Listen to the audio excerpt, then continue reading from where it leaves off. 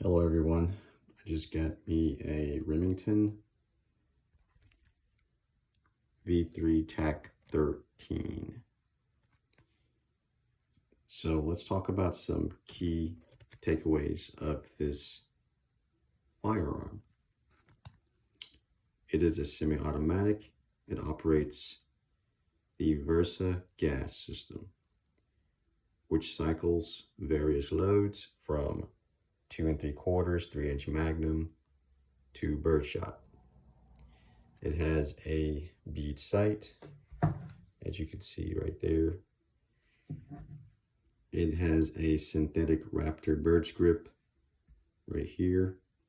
It is 13 inches in total length, and you have an option for a pin and ticky accessory rail right here on top. It has a capacity of 5+1 in the chamber. I can't wait to shoot this baby. Thanks everyone. Bye.